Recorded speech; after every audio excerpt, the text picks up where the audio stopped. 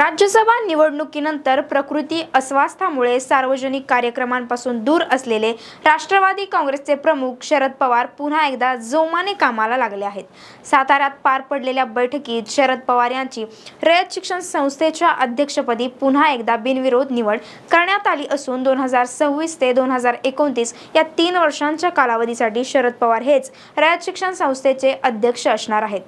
अध्यक्षपदासाठी केवळ त्यांचाच एक अर्ज आल्याने ही निवड बिनविरोध झाली. तसेच राज्यसभा खासदारकीची शपथ घेतल्यापासून पवार आजारी होते. मात्र साताऱ्यातील कार्यक्रमात त्यांनी उपस्थित राहून आपण पुन्हा एकदा ॲक्शन मोडमध्ये आल्याचे संकेत दिले आहेत.